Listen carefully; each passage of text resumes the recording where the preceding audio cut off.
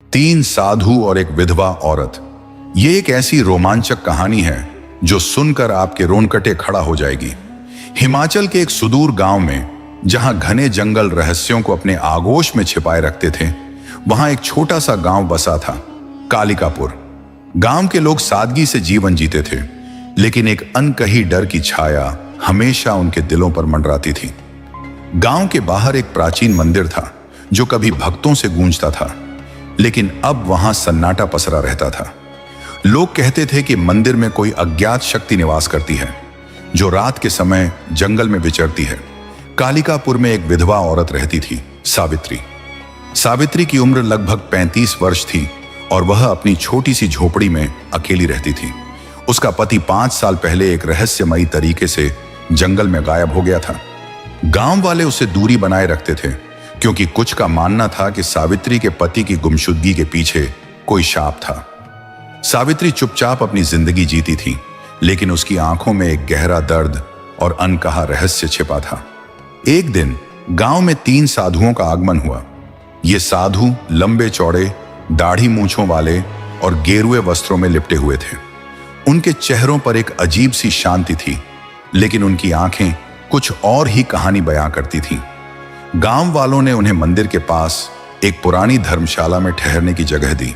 साधुओं के नाम थे स्वामी अग्निवेश, स्वामी निरंजन और स्वामी विद्या। तीनों साधु दिन में मंदिर में पूजा करते और रात में जंगल की ओर चले जाते।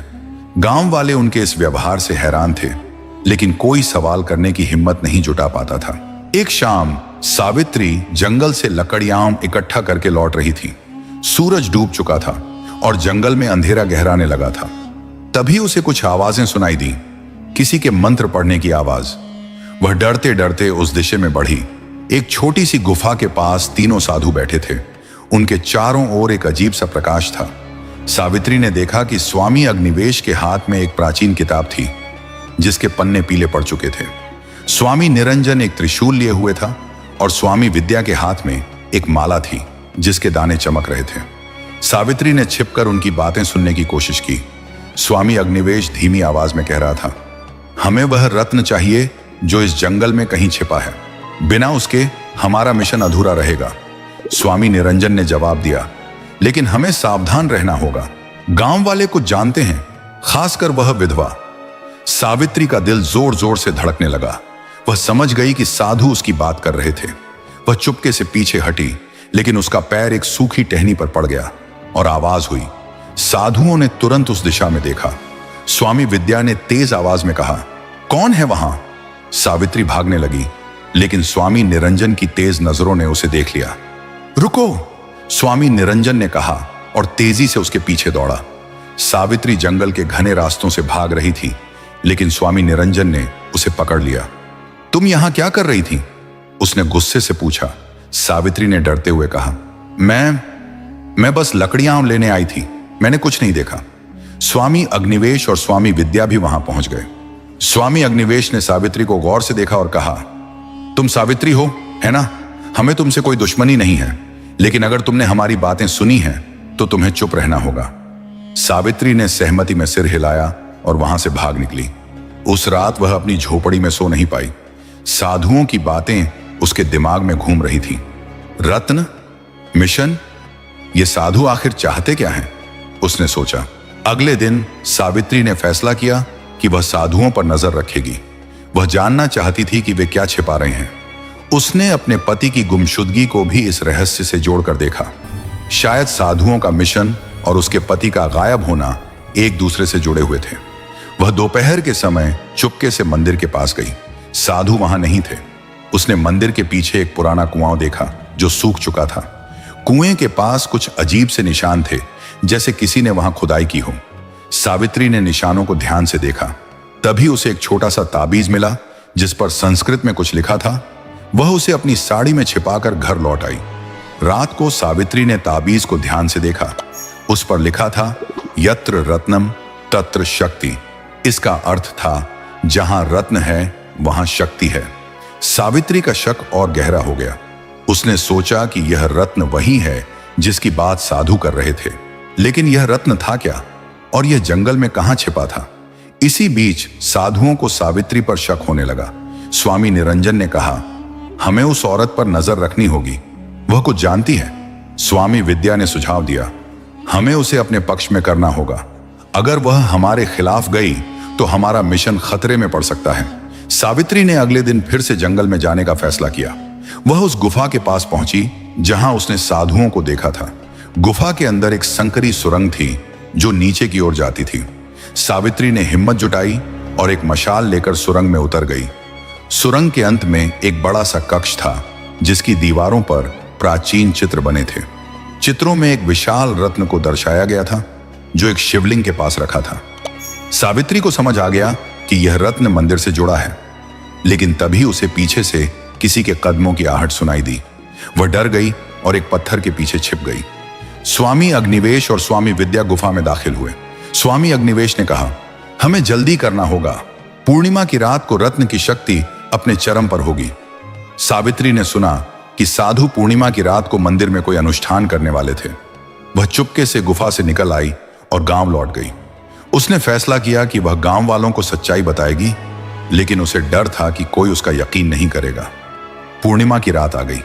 चांद की रोशनी में जंगल और मंदिर चमक रहे थे। सावित्री ने गांव के कुछ विश्वसनीय लोगों को साधुओं की योजना के बारे में बताया, लेकिन केवल एक बूढ़ा ज्योतिषी पंडित रामदास उसकी बात पर यकीन करने को तैयार हुआ। पंडित रामदास ने कहा, यह रत्न कोई साधारण रत्न नहीं है, यह कालिका रत्न है जो अनंत शक्ति का स्रोत है। अगर यह गलत हाथों में पड़ गया तो विनाश निश्चित है। सावित्री और पंडित रामदास मंदिर की ओर बढ़े। मंदिर के अंदर साधु एक बड़े अनुष्ठान की तैयारी कर रहे थे। उनके सामने एक शिवलिंग था और उसके पास एक चमकता हुआ रत्न रखा था। सावित्री ने देखा कि स्वामी निरंजन के हाथ में वही त्रिशूल था जिसे उसने गुफा में देखा था। पंडित रामदास ने सावित्री को इशारा किया कि वह रत्न को हटाने की कोशिश करे। सावित्री चुपके से शिवलिंग के पास पहुंची, लेकिन स्वामी विद्या ने उसे देख लिया। रुको, उसने चिल्लाया। साधुओं ने सावित्री को पकड़ लिया, लेकिन तभी पंडित रामदास ने मंत्र पढ़ना शुरू किया। उनके मंत्रों की शक्ति से साधु एक पल के लिए स्तब्ध हो गए। सावित्री ने मौका पाकर रत्न को उठा लिया और मंदिर से बाहर भागी। साधु उसके पीछे दौड़े। जंगल में एक रोमांचक पीछा शुरू हुआ। सावित्री ने रत्न को अपनी साड़ी में छिपाया और जंगल के गहरे हिस्से में भागती रही। जंगल के बीच एक प्राचीन वृक्ष के पास सावित्री रुक गई। उसने देखा कि रत्न की चमक बढ़ रही थी। तभी साधु वहां पहुंच गए। स्वामी अग्निवेश ने कहा, हमें वह रत्न दे दो सावित्री, यह तुम्हारी समझ से परे है। सावित्री ने हिम्मत से जवाब दिया, मैं जानती हूं कि यह रत्न क्या है।